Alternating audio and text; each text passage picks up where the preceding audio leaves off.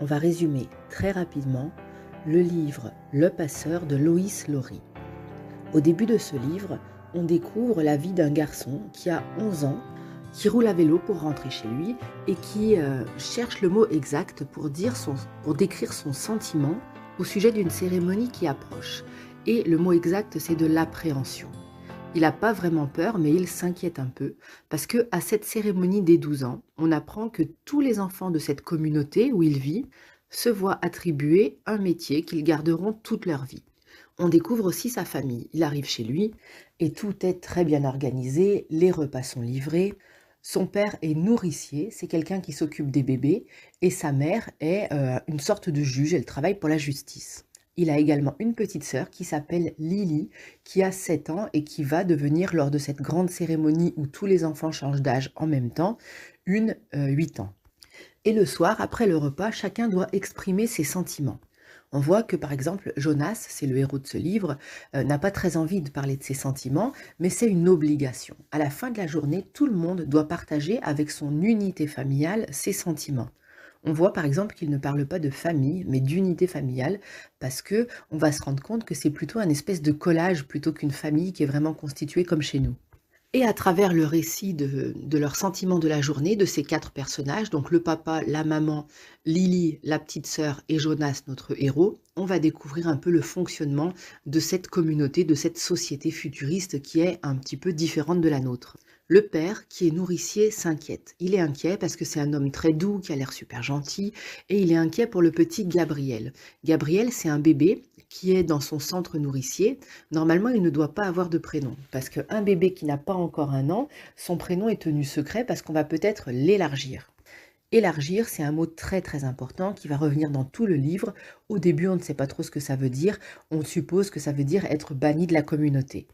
Et ce petit bébé risque d'être élargi parce qu'il ne dort pas la nuit.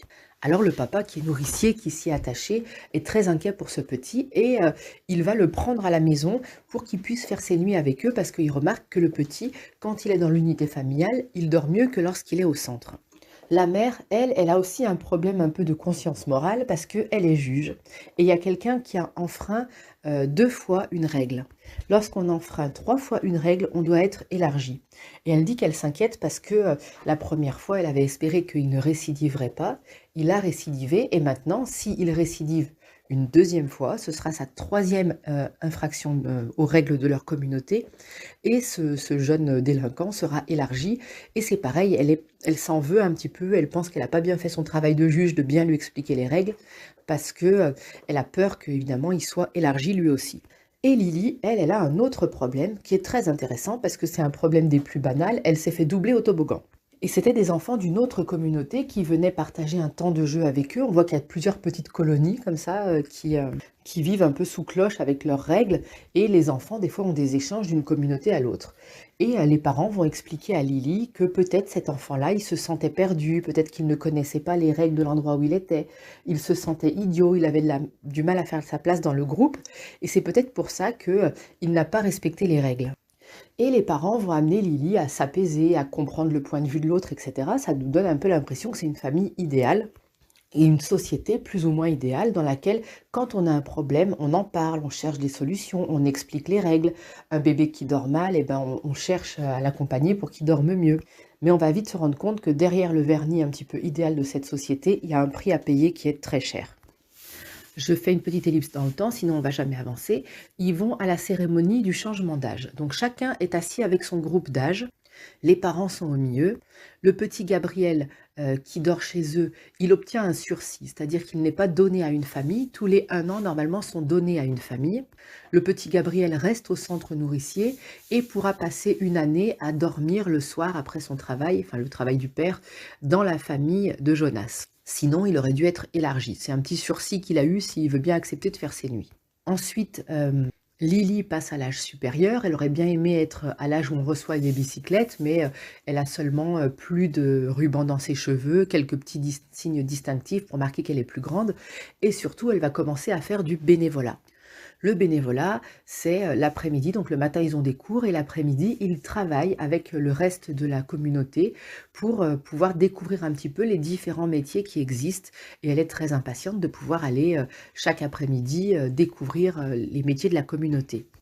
J'ai pas parlé des amis de Jonas, mais il y a Asher qui est un enfant qui avait toujours beaucoup de mal à comprendre le vocabulaire, qui était un petit peu plus lent que les autres, qui aimait beaucoup jouer. Donc ils ont eu beaucoup de mal à l'élever, cet enfant-là. Mais c'est un enfant adorable, qui a toujours le sourire et qui est beaucoup aimé. Lui, il se voit attribuer le travail de adjoint du temps de loisir. Il y a aussi Fiona, qui a le même âge que donc Jonas et Asher, qui est aussi leur ami, qui va souvent dans la maison des anciens. C'est là où on met les gens qui sont trop vieux pour, par exemple, faire les douches, etc. Ça ressemble un peu à une maison de retraite. Et elle sera la future directrice de la maison des anciens. Et j'ai oublié de préciser que les anciens, au bout d'un moment, ils sont élargis eux aussi. Mais eux, ils ont une belle cérémonie, on les félicite, on leur raconte tout ce qu'ils ont fait dans leur vie, et après, ils sont élargis. Et toute la classe d'âge, comme ça, passe les uns après les autres, tous ont un travail qui leur est attribué, sauf Jonas. Et Jonas se retrouve tout seul dans sa classe d'âge et il comprend pas pourquoi est-ce que lui on lui a pas donné de métier, il est terrorisé, toute la communauté le regarde. Et là, il y a la chef du conseil des sages, la grande sage, qui va prendre la parole et qui va dire que Jonas, lui, n'a pas eu de métier parce il a été sélectionné pour un poste très important. Il va devenir lui aussi un sage, mais un sage très spécial, il va devenir le dépositaire de la mémoire. Elle dit que c'est quelqu'un qui n'est pas comme les autres sages, qui est un petit peu à part parce qu'il a la capacité à voir au-delà. Et alors, elle va parler de ce métier dans des termes un petit peu effrayants, où elle dit c'est un métier dans lequel il faut être courageux, il ne faut pas avoir peur, il faut être intelligent, il faut être très honnête. Et elle dit, bah, du coup, Jonas a toutes ces qualités, et aussi il faut être très courageux parce que c'est un métier qui fait beaucoup souffrir. Et à la fin de cette journée-là, on voit qu'il y a quelque chose qui a vraiment séparé Jonas du reste de la communauté parce que tout le monde se met à le regarder un petit peu étrangement. Le lendemain, tout le monde prend donc sa nouvelle position dans sa nouvelle classe d'âge et Jonas, qui appartient aux 12 ans maintenant, commence sa formation. Une des particularités de ce qu'il a reçu comme information sur sa formation, c'est par exemple qu'il a le droit de mentir, qu'il est dispensé d'être poli. Et il se rend dans l'annexe qui est justement à côté de la maison des anciens et il rencontre l'ancien dépositaire de la mémoire qui va lui transmettre sa fonction. Maintenant, c'est Jonas qui va devenir le nouveau dépositaire de la mémoire et l'ancien, lui, devient le passeur. Le passeur qui est précisément le titre de ce livre. Alors il y a tout un suspense qui est mis en place à ce moment-là dans le livre, on se demande bien ce qu'il va lui faire, et en fait il met les mains sur son dos et il lui transmet des souvenirs. On comprend que donc l'ancien dépositaire de la mémoire, c'est-à-dire le passeur maintenant, possède en lui la mémoire de toute l'humanité. C'est-à-dire que dans la communauté, les gens sont comme des genres d'amnésiques. Ils n'ont pas d'enseignement de l'histoire, ils n'ont pas d'accès aux livres, et il n'y a aucune transmission qui est faite. Donc finalement, il y a beaucoup de choses qu'ils ignorent, mais vraiment beaucoup de choses. Et on va découvrir avec le temps, par exemple, le premier élément, c'est la couleur. Ils ont été modifiés génétiquement pour ne plus percevoir les couleurs. Sauf Jonas qui avait un petit bug et qui de temps en temps voyait du rouge. Il l'avait vu dans les cheveux de Fiona ou avec une pomme.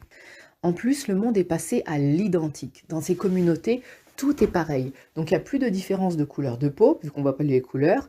Il n'y a plus de différence entre les gens. Avoir une différenciation physique, c'est mal vu. Et puis si quelqu'un a quelque chose de différent, de toute façon, c'est même pas que c'est mal vu, c'est qu'on ne le remarque pas parce que tout le monde s'habille pareil. Il n'y a plus de saison. Il fait toujours une température moyenne. Il fait jamais froid, il fait jamais chaud. Il n'y a pas de paysage, c'est-à-dire qu'il y a une rivière qui fait le tour de la communauté qui est toute propre, toute droite, sans couleur vu qu'ils ne voient pas les couleurs, mais il n'y a pas de torrent, il n'y a pas de cascade, il n'y a pas de neige, il n'y a pas de désert. Il y a des cultures, mais il n'y a aucune végétation sauvage. Et du coup, Jonas, lui qui est dépositaire de la mémoire, reçoit toutes ces images. Parce qu'en fait, il vit à chaque fois des situations. Il vit par exemple une descente en luge, donc il découvre la neige, il découvre la pente, la montagne et la vitesse. Et puis il va découvrir aussi des choses plus difficiles. Et l'ancien dépositaire de la mémoire, donc le passeur, il y a des jours où il souffre tellement de porter toute la mémoire de l'humanité qu'il ne peut pas travailler. Et Jonas, il va découvrir des choses aussi qui sont très douloureuses. C'est pour ça qu'on lui avait dit que sa formation allait le faire souffrir. Il découvre par exemple au début un accident de luge, donc il a une jambe cassée et puis il crie et personne ne vient le secourir. Donc c'est terrifiant pour lui parce qu'il savait déjà même pas ce que c'était la douleur. Chez eux, il dit qu'il s'est coincé une fois un doigt dans une porte et on lui a donné un médicament qui bloque immédiatement tout sentiment de douleur. Alors que là, il vit comme dans notre monde réel, avec sa douleur réelle. Et en plus, il vit le sentiment d'avoir peur, d'avoir mal. Il est dans la neige, il a froid, il a la jambe broyée. À un autre moment, il le fait vivre des choses beaucoup plus tristes. Par exemple, il lui fait vivre la guerre et il voit un ami à lui, donc un ami dans ce monde, c'est l'ami de quelqu'un d'autre parce qu'il reçoit la mémoire de quelqu'un d'autre. Il voit un jeune enfant qui meurt avec le sang dans la bouche, qui crève de soif. À un autre moment, il voit une partie de chasse avec des hommes qui tuent un éléphant. Donc il voit les belles et les moins belles choses du monde réel qui est notre monde actuel. Et émerge en Jonas une conscience un petit peu plus morale et il finit par se dire c'est quand même dommage qu'on ne puisse pas connaître toutes les belles choses. Et le passeur lui dit oui, c'est vrai que c'est très dommage, c'est aussi la conclusion à laquelle j'en suis arrivée, mais ça m'a pris moi des années. Il dit mais en même temps le prix à payer pour connaître toutes ces belles choses, c'est d'avoir le droit de choisir. Et quand on a le droit de choisir, on peut faire des mauvais choix. Et il y a une scène qui marque particulièrement Jonas, c'est une scène d'une soirée de Noël. Et il remarque dans cette soirée de Noël qu'il y a de l'amour entre les gens, que les gens sont heureux d'être ensemble. Et il découvre aussi ce que c'est une famille avec des vieux qui sont les grands-parents, avec des enfants qui appartiennent à la famille. On ne leur dépose pas le temps de l'éducation pour les reprendre après. Et il découvre aussi que les gens s'aiment entre eux. Et ça touche énormément Jonas parce que on réalise à ce moment-là dans le livre que dans leur société idéale, il n'y a pas d'amour. On n'a pas le droit de s'aimer. D'ailleurs, ils n'ont pas le droit de se toucher entre eux. Et à un moment où il est avec Fiona, quand ils sont en train de laver les anciens, il se met un petit peu à fantasmer sur Fiona et il doit raconter son rêve devant toute la famille et la famille en conclut qu'il doit prendre une pilule pour bloquer tout désir. Donc il n'y a pas de désir, ni de désir amoureux, ni de lien familial, ni d'amour entre les parents et les enfants. Jonas rentre chez lui et il demande à ses parents « Est-ce que vous m'aimez ?» Et ses parents se fâchent. Ils disent enfin la précision du langage. S'il te plaît, aimer, ça ne veut rien dire. Est-ce qu'on est content de passer du temps avec toi? La réponse est oui, on apprécie ta présence. Est-ce qu'on est fier de tes réalisations? La présence, c'est un grand oui, on est très fier de toi, de ce que tu deviens. Elle dit, mais sa mère, mais aimer, ça ne veut rien dire, je ne veux plus t'entendre utiliser ce mot-là. Et il va y avoir à ce moment-là une grande révélation qui va choquer énormément Jonas. Déjà, quand il était à la maison des anciens, il y a une vieille dame qui avait parlé de l'élargissement d'un monsieur très important dans la communauté. Et il avait demandé, mais qu'est-ce que c'est l'élargissement? Et la vieille dame a dit, bah, je sais pas, ils passent par une porte et puis après ils reviennent plus. Et là, il y a au centre nourricier une mère porteuse, parce que ce n'est pas les familles qui ont leurs bébés, hein, les bébés naissent dans des centres nourriciers, sont portés par des mères porteuses qui, elles, n'élèvent pas les enfants. Donc la fameuse mère porteuse attend des jumeaux. Et pour éviter qu'il y ait deux personnes qui soient nées à la même date, qui se ressemblent, etc., pour pas qu'on les confonde, ils élargissent un des deux jumeaux. Et il voit bien quand même Jonas que son père, il aime pas quand il doit faire ça, que ça lui pèse. Et quand il demande à son père, mais qu'est-ce que c'est élargir? Eh bien son père, il prend sa voix de gentil papa qui a l'habitude de s'occuper d'enfants. Il dit, eh ben, on leur met une couverture bien chaude et puis on leur dit au revoir, avec une voix un petit peu niaise, une voix un petit peu comme on parle avec les bébés. Et ça énerve Jonas parce qu'il n'a pas de réponse à sa question. Et le passeur, c'est un jour où il va pas bien, parce qu'il y a des jours où le passeur souffre énormément. J'ai oublié de parler d'un personnage très important qui est Rosemary. Rosemary, elle a été élargie et il est interdit de prononcer son nom dans la communauté. Elle est vraiment bannie dans le sens, elle est considérée comme un mauvais élément. Et cette Rosemary, elle a été passeure, elle a été dépositaire de la mémoire il y a 10 ans. C'était une petite jeune fille aussi de 12 ans et elle n'a pas supporté. Et le passeur, il dit en fait, je lui ai fait vivre, parce qu'elle devait aussi découvrir les côtés négatifs de la mémoire de l'humanité, je lui ai fait vivre le sentiment d'abandon d'un enfant qui est arraché à sa mère. Et quand elle a découvert ça, elle n'a plus jamais ri. Il dit pourtant c'était une jeune fille joyeuse, drôle, très intelligente, très courageuse. Mais ce souvenir-là l'a vraiment traumatisée. Il dit elle est sortie de l'annexe en disant au revoir. Il dit elle a mis ses bras autour de mon cou, elle m'a embrassée et elle est sortie. Elle est partie chez les sages sans le dire au passeur et elle a demandé à être élargie et les sages ont accepté. Et ça, le passeur, il en a été très malheureux. Et le passeur, il explique à Jonas, il dit c'est parce que je l'aimais, Rosemary. Je l'aimais et quand elle est morte, eh ben, ça m'a fait de la peine. Et tout ça, c'est des concepts que Jonas, il découvre. Parce que aimer, mourir, disparaître, ça, c'est des choses qui, le manque, c'est des choses que eux ne connaissent pas. Et le passeur dit: «Tout comme je t'aime, toi, Jonas», parce que j'ai pris l'habitude de pas enfin, même pas une question d'habitude, parce qu'il aime Jonas, c'est tout. Et du coup, le passeur, un jour, il est énervé parce que Jonas est un peu naïf et il ne pose pas vraiment la question de savoir ce que c'est l'élargissement. Il lui dit: «Regarde dans une vidéo, tu vas voir ce que c'est l'élargissement, vu que toi, tu as le droit de tout voir». Il dit: «Regarde, je vais te montrer ce qu'a fait ton père ce matin». Et Jonas, il est un petit peu excité. Il dit: «Quoi? C'est comme ça? C'est incroyable?» Et le passeur, lui, il souffre de connaître toutes ces choses-là que Jonas ne connaît pas. Et il lui dit: «Mais tais-toi, enfin, tais-toi et regarde donc cette vidéo». Et là, il va voir que en fait, son père va euthanasier l'autre bébé. Il le prend dans les bras, il le cajole, il lui met une petite couverture et là, il lui fait une piqûre dans la tête, une injection, qui va le tuer et le bébé meurt. Et là, Jonas, qui sait ce que c'est un bébé, qui sait ce que c'est l'amour, qui sait ce que c'est la mort, il prend, conscience de ce que ça a d'horrible et il en veut énormément à son père d'avoir tué ce bébé. Et du coup, il est furieux, il dit qu'il ne veut plus rentrer chez lui, que c'est horrible, qu'il ne veut plus aller dans sa cellule familiale. Et le passeur va le calmer. Il va lui dire, parce qu'il dit, mais ces gens sont des monstres, ils tuent les personnes âgées, ça veut dire qu'ils tuent les vieux, ils tuent les bébés, ils tuent les gens qui désobéissent aux règles. C'est horrible, c'est pas possible, on peut pas vivre comme ça. Et le passeur va expliquer à Jonas que, en fait, eux, ils sont des membres de cette communauté, donc ils appliquent les règles, et ils ont été privés de toute émotion, parce que eux ne savent pas ce que c'est l'amour, ne comprennent pas ce que c'est la mort. Donc finalement, c'est pas vraiment que c'est des monstres, c'est juste que ils n'ont plus aucune émotion. Donc Jonas décide de rester dormir dans l'annexe, le passeur accepte pour une nuit, et ils font un plan. Ils décident que, j'ai oublié un élément très important dans le livre, quand Rosemary a été élargie, comme elle est morte, tous les souvenirs qui avaient été envoyés pendant ces 4 semaines de formation dans son esprit à elle sont retombés sur la communauté et les gens ont mis tout un temps avant que ces souvenirs soient recaptés par le passeur, à souffrir, à avoir des émotions et ça a été très dur pour la communauté d'avoir cette transmission de mémoire que eux n'avaient jamais vu ni entendu. Ça leur a fait un petit peu le même choc que Jonas au début de sa formation.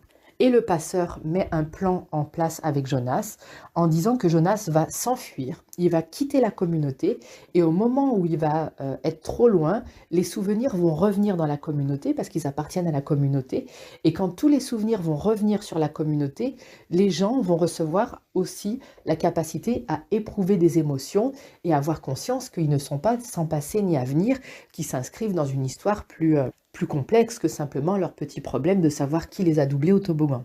Et ils veulent faire ça avant le jour de la cérémonie, ils ont tout un plan parce que ça fait déjà 1 an que Jonas est en formation et il a 1 an de souvenirs et de transmission, donc ça va être quelque chose d'énorme parce que les 4 semaines de Rosemary avaient déjà perturbé la communauté, alors là, 1 an de formation, c'est vraiment quelque chose d'énorme. Du coup, ils font un plan, ils se disent qu'il leur reste 2 semaines. Pendant 2 semaines, le passeur va transmettre tous les souvenirs de courage qu'il a à Jonas, et en attendant, Jonas doit faire semblant de rien quand il rentre dans sa cellule familiale. Sauf que notre Jonas, quand il rentre, il reçoit une très mauvaise nouvelle. Son père, j'ai oublié aussi de dire que le petit Gabriel, le bébé qui pleure la nuit, il a la capacité à voir dans l'au-delà, le petit truc qu'ont les passeurs et les dépositaires de la mémoire. Et Jonas lui a transmis quelques souvenirs. Des fois, il le fait rigoler, il lui fait faire des promenades au bord de l'eau, etc. pour le faire dormir. Et Jonas s'est attaché à Gabriel. Et là, son père lui dit, la nuit où tu n'étais pas là, il a hurlé toute la nuit, c'est plus possible, on l'a ramené au centre nourricier et le centre nourricier veut l'élargir. On ne peut pas le donner à une famille parce que qui pourrait supporter un bébé qui pleure la nuit et qui ne dort pas? Aucune cellule familiale ne pourrait supporter ça. Hein. Entre parenthèses, toutes les mamans du monde, elles, supportent pendant des semaines, des mois, voire des années des bébés qui se lèvent la nuit. Petit hommage aux mamans au passage. Et donc le petit Gabriel doit être élargi. Jonas, qui est encore choqué d'avoir vu son père tuer un bébé, il n'en revient pas, quoi, que son père veuille faire piquer le petit Gabriel auquel il est attaché. Pour lui, c'est vraiment horrible. Et donc, du coup, pendant la nuit, il récupère les restes des repas qui traînent devant les maisons, il met le petit Gabriel sur son vélo et il s'enfuit avec lui. Évidemment, dans ce monde idéal, sortir la nuit, c'est interdit. Donc, il a peur de se faire attraper, mais il réussit à passer quand même. Et là, il va quitter la communauté avec son vélo. En sortant, il crie au revoir passeur, parce que le passeur, lui, il a la capacité à entendre dans l'au-delà. Par exemple, il entend des musiques et tout d'autrefois. Alors que Jonas, lui, sa capacité, c'était qu'il pouvait percevoir les couleurs avant même d'avoir reçu la mémoire du passeur. C'est un petit peu leur pouvoir magique. Donc il crie au revoir passeur en espérant qu'il entende, et lui il trace avec son vélo. Là il y a un long périple qui dure plusieurs chapitres. Je vais résumer, hein, c'est à la fois très beau parce qu'il voit des vallées, des montagnes, des déserts, de la neige, il voit tous les climats qui existent, ça dure pendant des semaines. Il est pourchassé en début par des avions qui essayent de le récupérer. Donc la nuit il roule et la journée il se couche sous les buissons. Et à la fin, eh ben, il n'a plus de provisions, il est épuisé, Gabriel est épuisé, il sent que Gabriel est en train de mourir de froid parce qu'ils sont partis avec leurs habits d'été. Lui-même, il est à bout de force, il a faim, ils n'ont plus mangé depuis je ne sais pas combien de temps, et il sent qu'il va bientôt mourir avec Gabriel. Et il dit que le plus dur pour lui, c'est pas de se dire qu'il va mourir, parce que dans un sens, il se dit qu'il a quand même rendu la mémoire à toute sa communauté et que là-bas, ils doivent aller mieux. C'est de se dire que le petit Gabriel va mourir tout contre lui, il l'a mis contre lui, parce qu'ils sont à la fin de leur vie tous les deux, ils sont arrivés en haut d'une montagne dans la neige, et c'est de se dire que le petit Gabriel va mourir, et il regrette un peu, il dit peut-être que si j'avais jamais quitté l'identique, le monde où il fait ni chaud ni froid, où on n'a jamais faim et jamais mal, et ben Gabi, il aurait pu vivre. Il est en haut de sa montagne, là on se demande quand même si c'est pas terrible qu'ils meurent comme ça tous les deux en haut de leur montagne, et revirement de situation, il trouve une luge. Et la luge, c'était comme dans son premier souvenir, elle est en haut d'une pente avec une corde. Et d'un coup, il comprend que ce qu'il a vu, c'était des choses qui existaient vraiment. Et en bas de la pente, il voit qu'il y a une maison avec de la lumière. Et il comprend que dans cette maison-là, ils sont en train de fêter, a priori, Noël. Et du coup, il monte sur la luge. Le petit Gabriel, il est à moitié conscient. Le pauvre, il est mort de froid. Mais ils ont quand même encore la force de s'agripper à la luge tous les deux. Et il se met à descendre à toute vitesse. Et c'est là que se termine le livre avec Jonas qui est persuadé que maintenant, c'est la fin de sa souffrance. En tout cas de sa souffrance du moment, parce qu'il va bientôt être dans un foyer où il fait chaud et surtout un foyer dans lequel il y a de l'amour. Il s'apprête à rejoindre hors de sa communauté des gens qui vivent la vie d'avant comme nous dans le monde réel. Il a le sentiment aussi qu'il lui arrive de très loin une musique. Et là, on ne sait pas trop si c'est la musique de la maison ou peut-être que ce serait de sa communauté qui a retrouvé la capacité à avoir des émotions, etc. et qui, au loin, jouerait de la musique. On ne sait pas trop. Donc c'est la fin du résumé de ce livre qui a une dystopie. Une dystopie, c'est le contraire d'une utopie. Une utopie, c'est un monde idéal, merveilleux, dans lequel tout se passerait bien. La dystopie, c'est un monde futuriste dans lequel il y aurait souvent un élément dramatique qui fait que ça irait mal. Comme par exemple 1984 de George Orwell ou Le meilleur des mondes de Huxley, qui sont deux grands classiques de la dystopie. Et à quoi sert ce genre littéraire? Il sert à un petit peu attirer notre attention de gens qui sont un petit peu plus sensibles aux dérives de nos sociétés pour éviter, dans l'idéal, qu'on termine à vivre comme ces mondes monstrueux qu'ils imaginent. D'ailleurs, Le Passeur est très très proche du meilleur des mondes de Aldous Huxley, désolé pour ma prononciation, qui est un grand classique de la littérature, mais qui est quand même plus pour les adultes parce qu'il est un petit peu plus complexe, alors que Le Passeur, c'est de la littérature jeunesse. Et entre autres, dans ce livre, j'ai oublié de le préciser, les livres sont interdits. Alors il ne faut pas oublier que nous, dans notre monde réel, les livres sont autorisés. Et à travers les livres, on reçoit un petit peu comme Jonas, la mémoire de l'humanité. On peut lire ce qu'écrivaient les hommes il y a 100 ans, il y a 200 ans. On peut lire ce qui est écrit au Burundi, aux États-Unis, en Chine.